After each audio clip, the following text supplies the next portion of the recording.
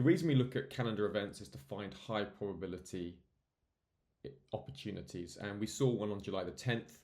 We had the RBNZ interest rate decision. Now, no real shift was expected from the RBNZ. No projections were due at July meeting. There was still important inflation data to come out after this July the 10th meeting, and there was no press conference after the meeting. So the chances of the RBNZ communicating some significant policy were very limited. However, they weren't negligible. There was still a chance. And so we looked at the key line that if we saw the RBNZ soften this prior sentence from their previous May interest rate meeting, if they said, they previously said the committee agreed that monetary policy needs to remain restrictive to ensure inflation returns to target within a reasonable time frame. So if there's any drop for the policy to remain restrictive, right, then look for immediate New Zealand dollar selling and heavy Aussie New Zealand dollar buying. Now, the RBNZ did change the key policy, and they said the extent of restraint by rates will be tempered over time consistent with the expected decline in inflation. Now, this is obvious when you look here. If you look at the May meeting, you can see at the last they said the committee agreed that monetary policy needs to remain restrictive to ensure inflation returns to target within a reasonable time frame. But you can see here, look how they changed it with the July meeting, and they said it needs to remain restrictive, but the extent of this restraint, in other words, how much they keep interest rates increased, will now be tempered over time, consistent with the expected decline. So in May, right, they're looking to return inflation to target within a reasonable time frame. Now they're saying we're tempering the restraint because we're expecting inflation to decline.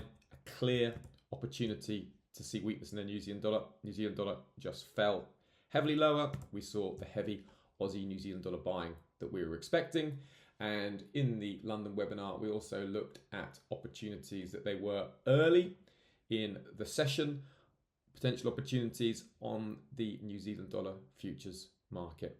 That's why we look at high probability calendar events, so we can find these opportunities and pounce at the right time.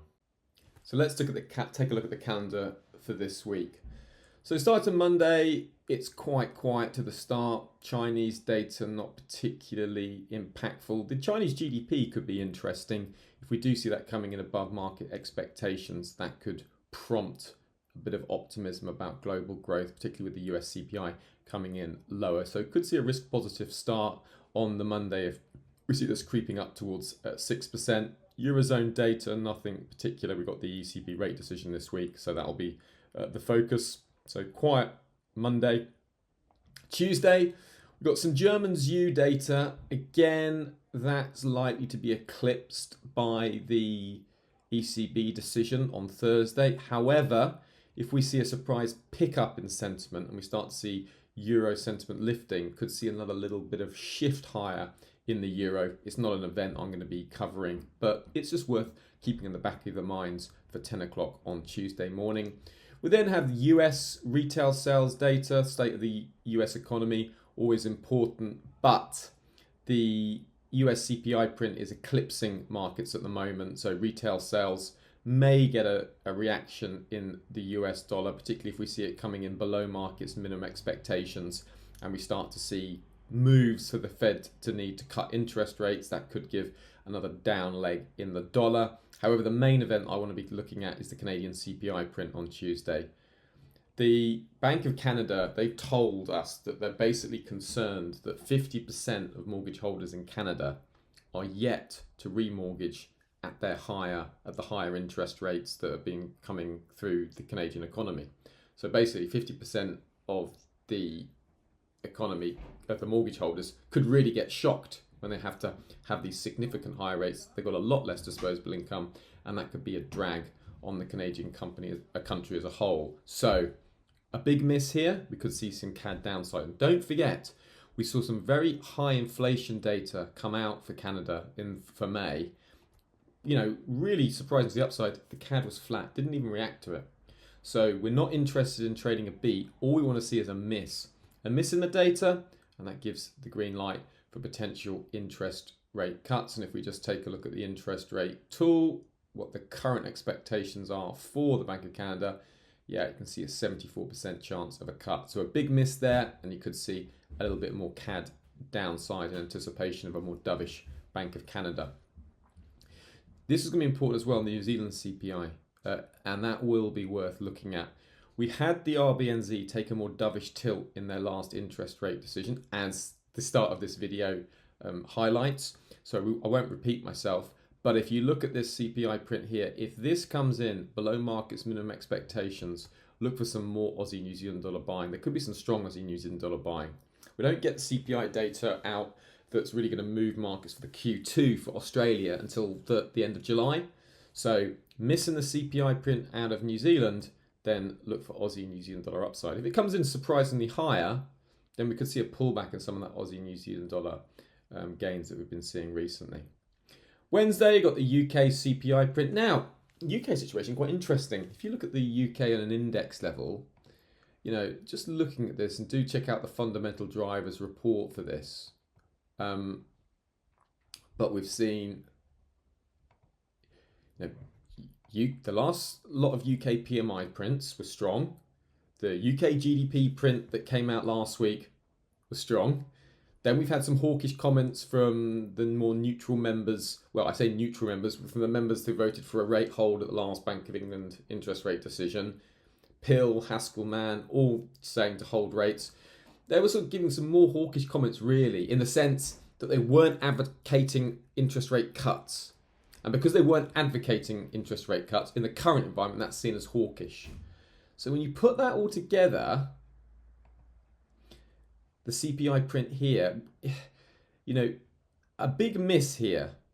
And then you can suddenly see some of that extended pound strength finally pull back. Now, you know, most analysts are expecting the UK economy to struggle in the second half of the year, the impact of these higher interest rates to start biting consumers, and the UK economy to be expected to slow, so the Bank of England cuts rates. That's what's expected, and markets are expecting the Bank of England to cut short-term interest rate markets for August meeting. You can see here, interest rate cut, 46%. That oscillates between, you know, expecting a cut, not expecting a cut. It's about 50-50 at the moment.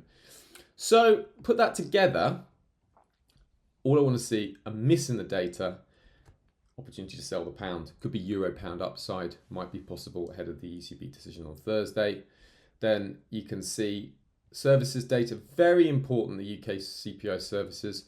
Want to see a miss there. Anything below, you know, below 5.5, 5.4, Bank of England will breathe a sigh of relief. Phew, service inflation is finally coming down, and that's what we need. If it's higher, just forget it. We don't want to chase the pound any higher. We're looking for an opportunity to short the pound. Eurozone HICP, that's the inflation data out of Eurozone. It's the final reading, so we're not looking at that.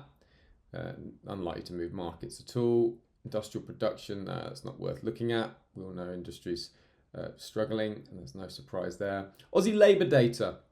Again, don't forget, with the labour prints out of Australia, you get the full-time, part-time split.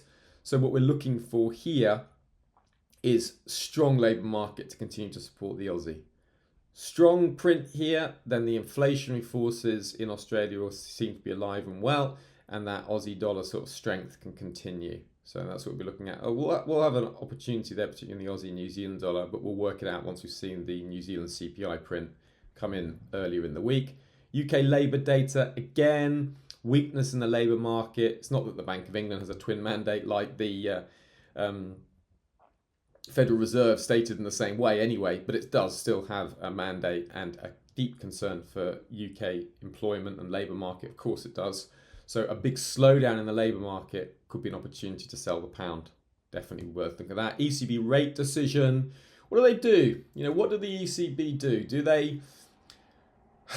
they sort of say we're going to be on higher for longer? If you look where the ECB have moved to on rates, look, they're at 3.75%. So they don't. It's not like that they've got 4 or 5 cuts in them before they, you know, they've got less wiggle room than RBA, the Fed, the BOE. So I could see the ECB sort of indicating a sort of we're going to be holding for longer. They have indicated in their last interest rate meeting that they're going to be meeting by meeting. They signalled this rate cut, didn't they? Right, and they kind of trapped themselves having to do it. So they don't want to make that mistake again. they're going to be doing meeting by meeting. So could see a little bit of euro strength against the pound on Thursday. It's something I'll be looking for. We'll have a cheat sheet up nearer the time. Japanese CPI. Okay, we know inflation slowly creeping up in Japan. We've got a mild bullish bias for the yen. That's unlikely to change it, whatever it is. UK retail sales, Canadian retail sales to close the week. Depending on what happens with the rest of the UK data, we'll see. Now, unlikely to maybe move markets. I think I'll see nearer the time once we've had the prints out for the Canadian CPI and the UK CPI. That will give us a better indication of how likely the retail sales print is to move markets. Maybe a weak Canadian retail sales data print might be worth looking at. Bank of Canada, they want to start cutting interest rates, and anything that gives them the green light to will be, CAD negative. The UK, slightly more nuanced picture now into those firmer PMIs and firmer GDP. Most analysts aren't expecting that to change the tide for the UK. One swallow doesn't make a summer. One sandwich doesn't make a picnic. But we do still need to keep our eyes on that development. And another strong UK retail sales print that could raise a few eyebrows. Do check out the fundamental drivers report for a little bit more on that. So not a bad week. There are some interesting data points. I think the CAD CPI, the UK CPI is standing out to me, and the New Zealand CPI, and also the ECB rate decision on the Thursday. That's all for now. Take care, and we'll be highlighting anything significant as we go through the week and covering relevant risk events as per usual. Take care and speak soon.